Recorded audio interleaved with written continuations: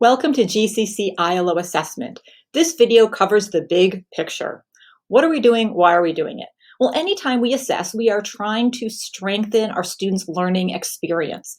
In regard to our institutional learning outcomes, we as a college have decided what the skills and knowledge and habits of mind that students should have before they leave, what those items are.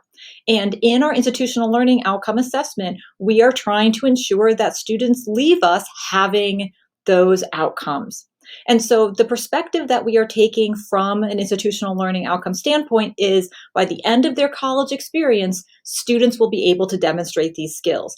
This means that a student in a 101 class may not have it, and that's okay. But the goal is that a student, by the time that they are heading off after getting ready to transfer, after getting their certificate or their degree, have these skills in hand. So there's a couple things that is important about this. First, think about the assignment you are selecting to assess. This should be an assignment in which you can get a sense of, is the student ready to go off into the world with the skill or not?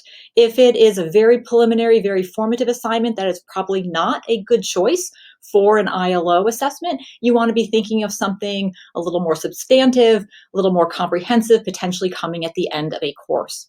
Once you've identified what item or assignment that you want to use, you want to think about the scoring.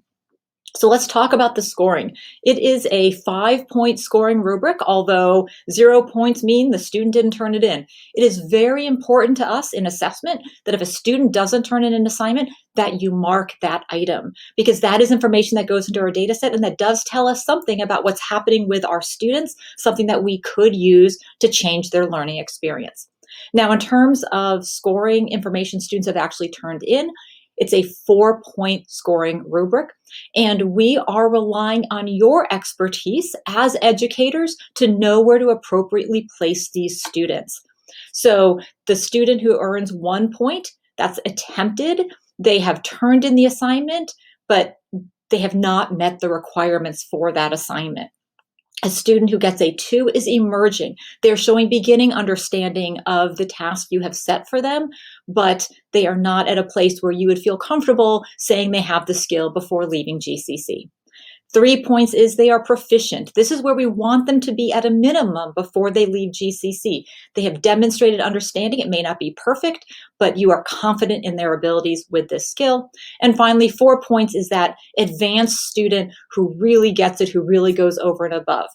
So what we want you to be doing, again, is thinking sort of big picture, thinking not about just my course. A student may be at a proficient level for your course on a learning outcome, whereas they might be emerging from the perspective of institutional outcome. So identify the correct type of assignment that can truly measure this institutional outcome, and then go through and identify where the student falls and mark them. If you have questions, please reach out to me, Department Assessment Coordinators, or Student Affairs Assessment Liaisons. Thank you.